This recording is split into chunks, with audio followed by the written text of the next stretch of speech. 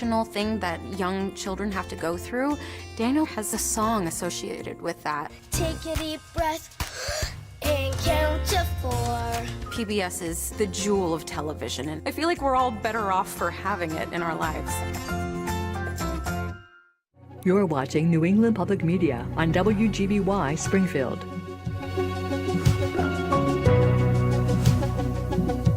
Children tune in to PBS Kids for learning that's fun. On Saturday, October 22nd, NEPM Kids Day brings that fun and learning to Court Square in downtown Springfield. More than a dozen community partners join NEPM with PBS Kids-themed activities, games, animals, and live music. Kids can come in costume, meet Curious George and Daniel Tiger, and enjoy a free kid-size ice cream. Sign up at nepm.org/kidsday.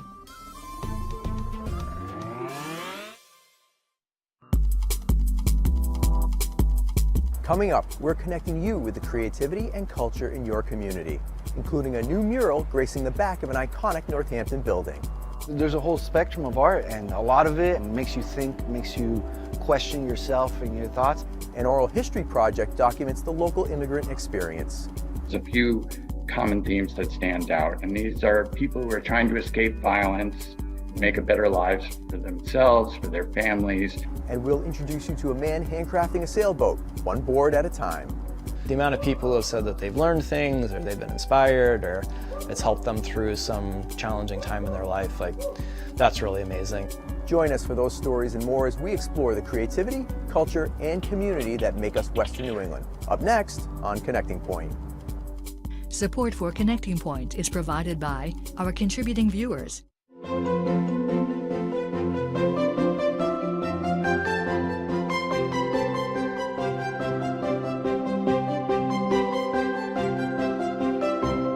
Welcome, and thanks for joining us for Connecting Point, your source for creativity, culture, and community.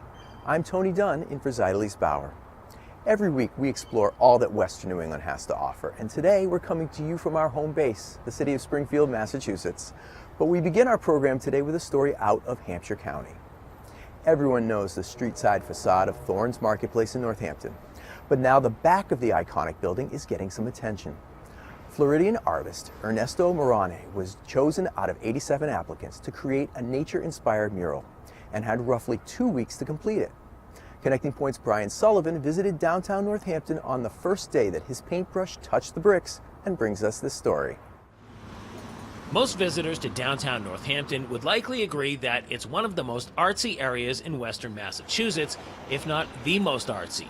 And it's not just the visual arts, paintings and murals, although there are plenty of those to go around. There's art on the walkways, musicians singing and playing guitar, and just an overall artistic vibe about the place. And for a couple of weeks, there was a new kid in town making his mark here. Acclaimed artist Ernesto Maranje was tasked with converting this painted brick wall into a lush forest dreamscape, and he did so on the back of one of the most iconic buildings in town. Of all the recognizable storefronts here on Main Street, Thornes Marketplace may just be the most recognizable.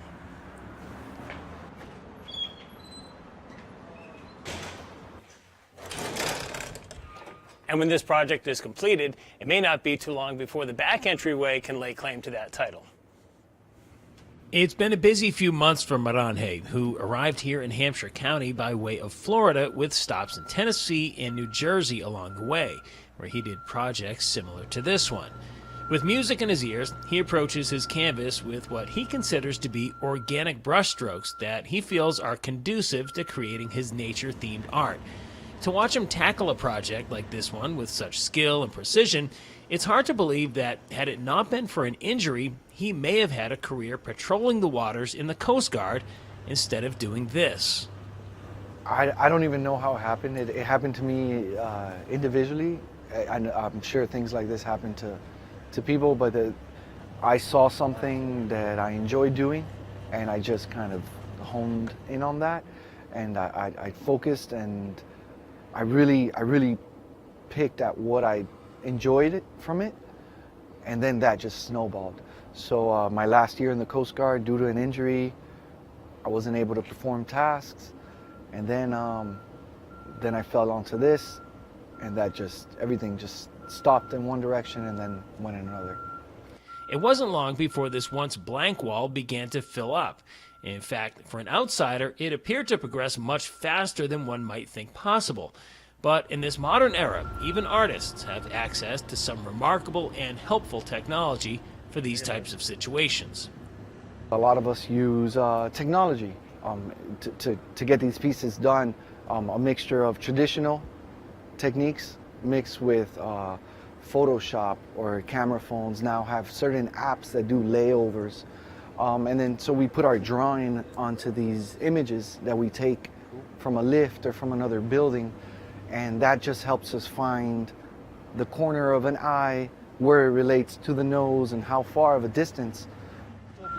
Because when you're up on the wall that's about 60 feet, 70 feet up in the air, it's very easy to get lost where everything is at proportionally. So these tools assist us, and we can get a sketch on the wall in a matter of hours, depending how big the wall is. Technology or not, it's still his hands holding the brush, making his designs possible for the whole world to see. The experience people have when they see it, well, that's up to them. There's a whole spectrum of art, and a lot of it I love that is very, makes you think, makes you question yourself and your thoughts. And then there's some that is just a different type of ride, and that's the one I like to put people on, you know.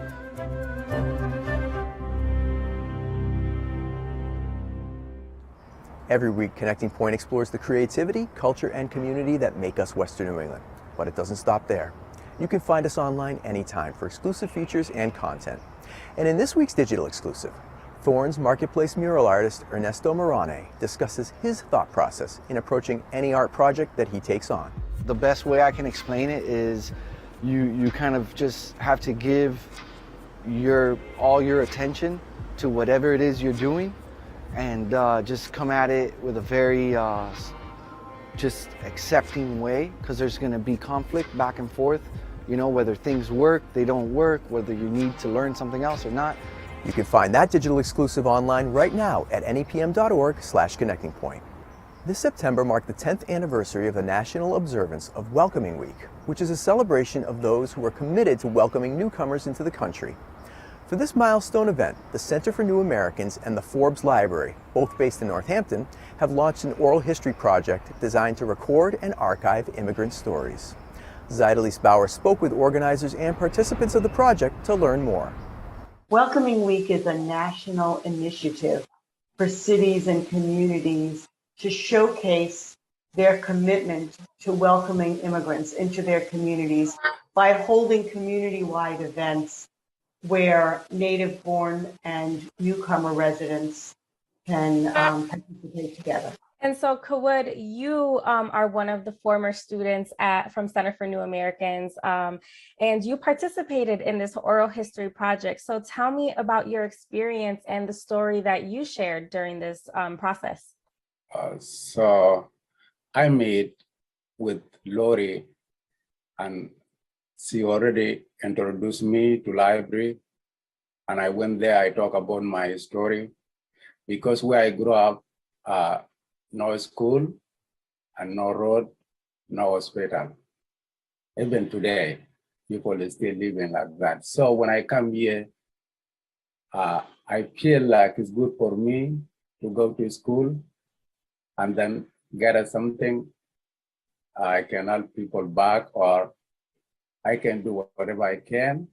But what I just need to say here is like, Center for New America is so important for immigrants.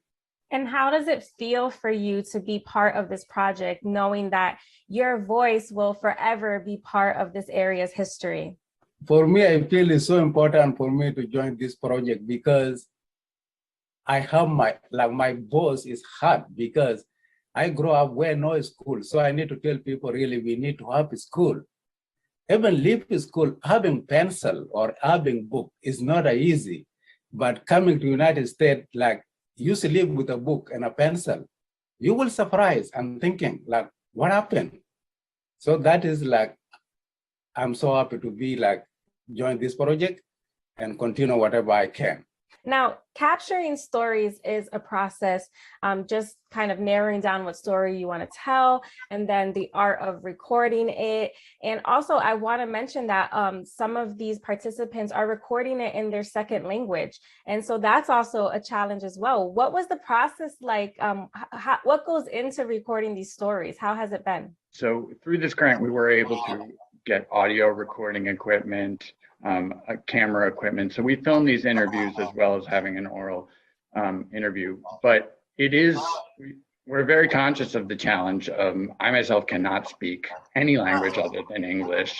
So to put myself in the shoes of the person being interviewed, and I know in Quid's case, he speaks, I believe, 5 languages. Wow. And his lived experiences travel a much broader area. So I think we have to find ways to be more accessible and include the ability for people to tell their story in their own language in this project. And what value does having this archive add to the community? I think it's very important because I think it builds empathy, it builds understanding. We have to understand that there's a theme that for the interviews that we've done so far, there's a few common themes that stand out. And these are people who are trying to escape violence and make a better lives for themselves, for their families, people who are seeking education, people who have courage and had to work hard just to reach this point. And I think it's up to us to listen to their experiences so that we can grow and that we can understand the community that we have right now. As the project continues and you look for more participants, how would you encourage people to record their stories and be part of this oral history project?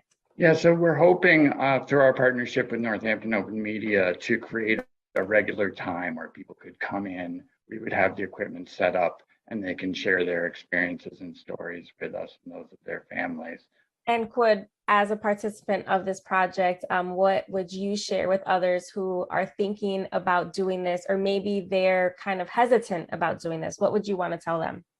What I need to tell the people, like, especially when I need to talk, I talk about like us, we come here immigrant. But the first thing what we need to do, we need to get like those projects like, let's say like Center for New America. So you need to learn English.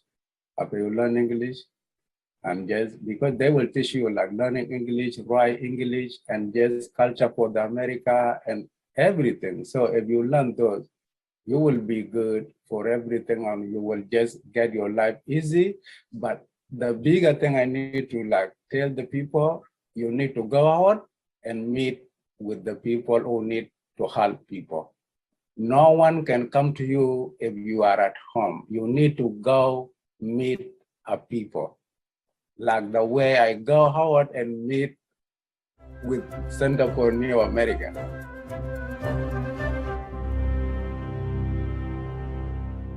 Building a sailboat by hand is no easy task, especially when you've never done it before and never learned to sail. But Stephen Denette of Granby, Massachusetts is doing just that, even harvesting trees for the lumber that he's using to build it. And when he's finished, he plans to sail his boat around the world. Producer Dave Fraser brings us the story. It really started when I turned 30, and I kind of sat down and did some reflection and thought about the path that I was on and if I was on track to do the things that I wanted to do and go the places I wanted to go, and the answer to that was no. So then it became a not someday, but all right, how do I make this happen? Under this canopy in Granby, Massachusetts, Stephen Denette has been on a 6-year journey to build a boat from wood harvested from his family's land, something he's never done before. When finished, he plans to sail it around the world, also something he's never done before. In fact, Stephen doesn't even know how to sail. I've done a lot of paddling, I've spent a lot of time on the water, but I haven't done any sailing, and I maintain that the first boat I sail on will be the one I built. Denette and a small crew have been building a 38-foot wooden sailboat from scratch. They will call her Arabella. Everything, they say, will be sourced as locally as possible. Almost 100% of the lumber will be harvested from the trees that Denette's great-great-grandfather planted on their family's property generations ago. My family's been here for 5 generations and managed it well, so there are trees to go harvest. So at this point in the story, you may be asking yourself, how does a 30-year-old afford to take 6 years of his life and devote it to building a boat? The answer came from YouTube. When you take YouTube ad revenue and you add it to Patreon and some merchandise sales and a few donations and maybe a sponsorship, none of them in themselves are terribly big money, but all combined, they can be enough to get by on. Well, he was right. Acorn to Arabella has over 200,000 YouTube subscribers and counting. People like Gary and Diane Sylvester, who are on their way to Rhode Island from West Virginia and have followed the progress of Arabella on YouTube, but wanted to see it in person for themselves. Because of YouTube, I've watched it so many years, and they fascinate me in what they're doing. I've got a woods background from University of Maine, so when he was talking about cutting the trees down and stuff, that had a real impact to me. Others did more than just visit, like Kaylin K.P. Palela, who had attended boat building school in Maine and was preparing to move on to graduate school to be a psychiatric practitioner. KP heard about the project last fall and came to take a look.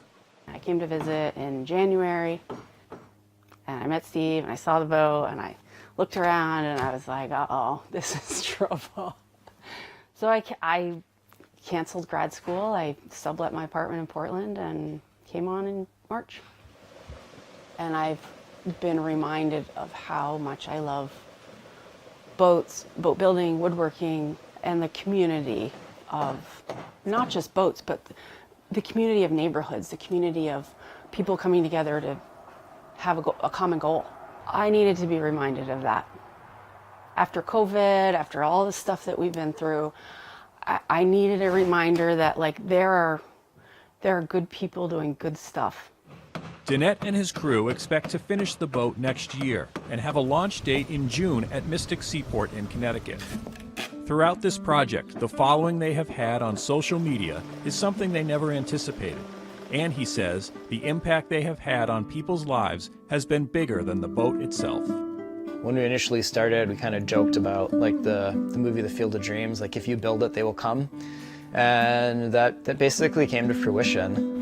The generosity and the kindness of strangers has absolutely been mind-boggling. The amount of people who have said that they've learned things, or they've been inspired, or it's helped them through some challenging time in their life, that's really amazing. And I think, building the boat is a great achievement and something that I'm very proud of.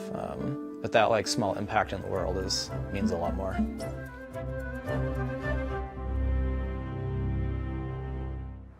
And you can learn more about one of the people behind the creation of the sailboat Arabella in this week's Digital Extra. But it felt important to be a queer, non-binary person doing a thing in front of people, so other people like me could say, wow, that person's doing it. Maybe I could. Because I've never met anybody like me doing what I'm doing. You can find that Digital Extra on our website at nepm.org/connectingpoint right now.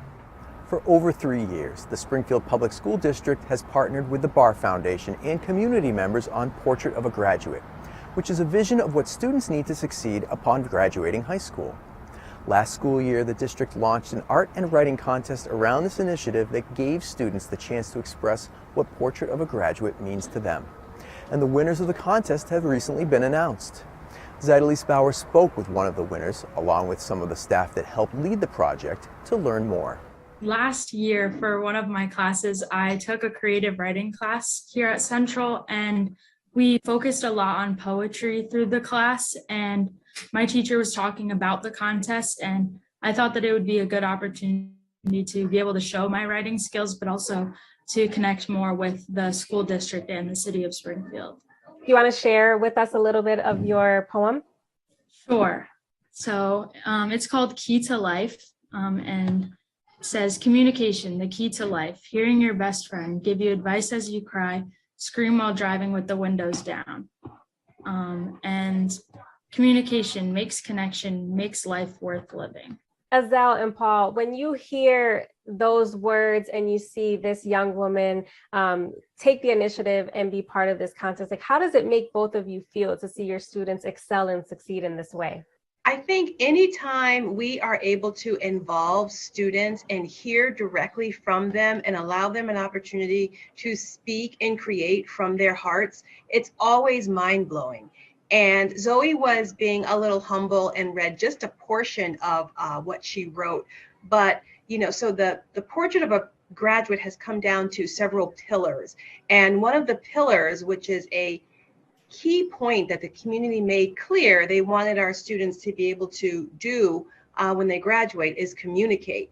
And so that's how Zoe interprets a portrait of a graduate in terms of communication. And I think what we've seen across the board with these pieces of art and this written work is that these lessons, they transfer across a whole lifetime. It's not just academic, what you get when you're sitting in front of a teacher, but what it means in life as you move forward. And I think that Zoe's piece illustrates that so beautifully. Absolutely. And what were the contest guidelines and what did the winners receive for it? So the guidelines were very open. They could submit in terms of art, a medium that they were most comfortable with. They needed to make sure that they addressed one of the 6 pillars of the portrait. And the writing work was just as open. It could be anything from a poem to a story. And we received all of those kinds of entries. And the winners received an Amazon gift card, a beautiful certificate signed by the Honorable Mayor Dominic Sarno and the Superintendent of Schools, Dan Warwick. All were invited as special guests to our school opening event, which is the convocation. And so those were the awards that they all received. And Zoe, I know that they came to you in person to announce the winners. How did it feel when you found out that you were one of the selected ones? I was actually in creative writing class when they came to the school, and they had called me down to the office, and I'm not really a student that ever gets called to the office, so I was nervous because they didn't tell me what it was for. So I thought I did something, but when I went down there, the head of the English department for the city awarded me my award, and he walked me to class to tell my teacher about it. And just seeing how proud my teacher was that I had won the award really made me proud that I had put a lot of hard work into what I was doing. And I actually am going into journalism for my career. So it made me excited that I think that I'm going down the right path, and it gave me recognition for all my hard work. Absolutely. And you already have a bright future ahead of you in that field of study. So congratulations on that. Tell me a little bit more about the other artwork and written pieces that were submitted, because I know that they were described as being very thoughtful and they passed your expectations that you had for the students. I know the students probably never cease to amaze you. So tell me a little bit more about the other submissions that you received for the contest. Well, we had lots of different writings. We had poems. We had some other poems. We had several students who were winners wrote letters to the superintendent talking about why they thought certain pillars of the portrait were important. And in the case of the artwork, we had some digital art. We had some paintings. I think we had a charcoal drawing. We had one student illustrated basically a picture of figures climbing a mountain. I think a flag at the top of the mountain. And they were really conveying that for them, the portrait of a graduate was what they were trying to achieve. For each of our pieces of artwork, students also did an artist statement. It was just beautiful to read students describing this feeling of it's hard, that school is hard, and this process of really the process of growing up and figuring out who you want to be and developing the skills to achieve that. And, for them, there was that visual of climbing this mountain. Another one I'll describe was a student who did a digital piece of art, and it was of a character. And the part that really stood out to me is the character was illustrated with stars in their eyes. In the artist statement, what the student said is that every student at school should be like that. Every student, when they're at school, should have stars in their eyes because they're so excited about what they're learning. And I think that's really a beautiful description of what we hope to achieve in school. And what we hope to achieve with our Portrait of a Graduate is creating a place where students are excited to kind of pursue their dreams and feel empowered to do that. And what I love about this contest is that it's not like the students just submitted their work and that's it. You all have plans to display it. And I know that there's a podcast for the written pieces. So tell me a little bit more about how you plan to highlight the work that the students submitted. So we've created all the winning pieces into 2 beautiful posters, and we've disseminated those posters to every school in the district. So whatever school you walk into, you should be able to see these posters. And we're in the process now of also sharing them with community organizations and local businesses and things, so that the community at large can see their work as well.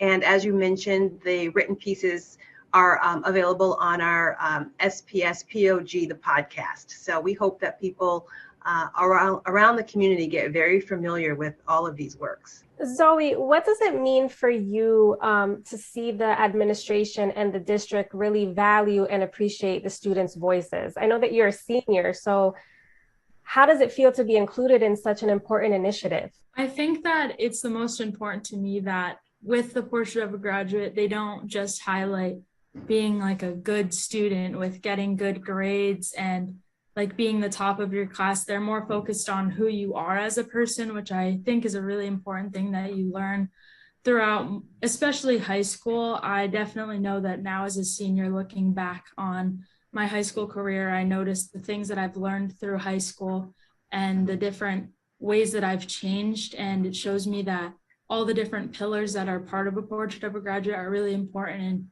making the students of Springfield become ready for the world that they're going to go into after graduation.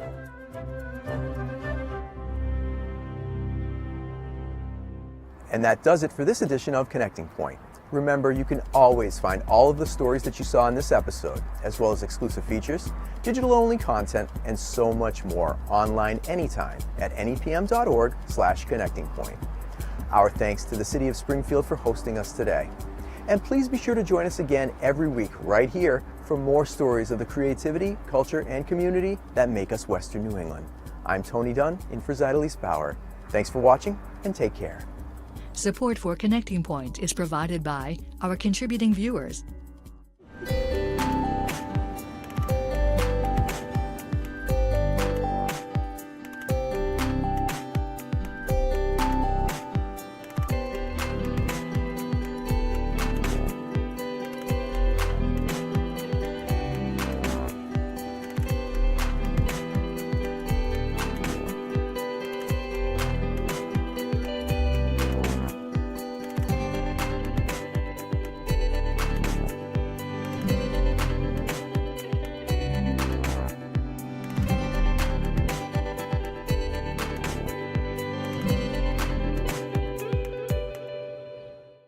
Before you fill out your mail-in ballot or head to the polls, you want to have all the information you need to make your choice. NEPM has you covered.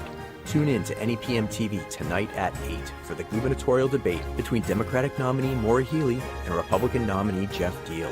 You can always turn to New England Public Media for useful information on this year's consequential midterm elections. Watch the candidates for governor debate the issues live on NEPM TV tonight at 8. Sunday on PBS, Miss Scarlet and the Duke on Masterpiece. An item of considerable value was stolen. Followed by Magpie Murders. If someone really did push him off that tower, well, there'd have been plenty of volunteers. And finally, Annika. We've got the crime scene, it's just in a billion pieces. First, Miss Scarlet and the Duke, followed by Magpie Murders, and finally, Annika, all on Masterpiece. Watch these new shows Sunday starting at 8 on NEPM.